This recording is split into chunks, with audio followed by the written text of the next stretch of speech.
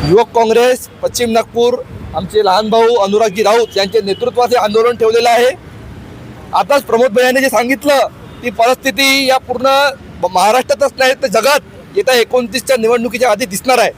लोक म्हणत आहे लोकांना बळकट करण्याचं काम आणि कुठेतरी घाबरवण्याचा प्रयत्न हा महाराष्ट्र शासन करत आहे।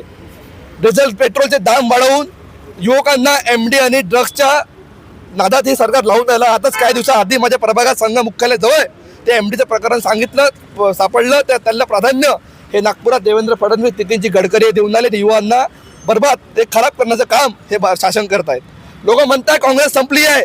तुम्ही बघू शकता लोक रस्त्यावरून जाता आहे आमच्या आंदोलनाचे व्हिडिओ घेत आहे आणि प्रमोद ठाकूर यांचे नेतृत्व तुम्ही सांगू शकता की इथे निवडून नगरसेवक प्रमोद ठाकूर आले आहे। इथे महानगरपालिकेत हे महानगरपालिकेत पण शासन आणि प्रशासन हे काँग्रेस पक्षाचं राहील कारण की लोकांना आता आग होऊन झालेली आहे।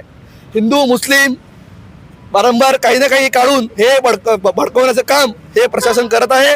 पेट्रोलचे दाम 2 रुपये 4 रुपये हळूहळू वाढवून हे 150च्या वर जेव्हा जाईल तेव्हा लोकांना समजेल की आपण कुणाला मतदान केलं। हिंदू मुस्लिम करून आता बाकीचे नगरसेवक विकत घेऊन हे सरकार म्हणू शकते पण लोकांच्या मनात जी जागा काँग्रेस पक्षाने केलेली आहे ही कधीच काढू शकणार नाही। आता जे 34 ते 36 नगरसेवक आहे येताना महानगरपालिकेत या विधानसभेत सन्माननीय पश्चिम नागपूरचे आमचे मार्गदर्शक आमदार विकासभाऊ ठाकरे यांच्या नेतृत्वात 6 विधानसभामध्ये जोरदार प्रदर्शन करून 6 विधानसभामध्ये आमदार देखील काँग्रेस पक्षाचे निश्चित येईल कारण की ही जो आवाज बुलंद जो आवाज आहे हा युवकांच्या माध्यमातून CJP काँग्रेस जनता पार्टी यांनी दाखवून दिलेला आहे की आता कोणताच युवा कोणताच बेरोजगार तुमच्यासोबत राहणार नाही।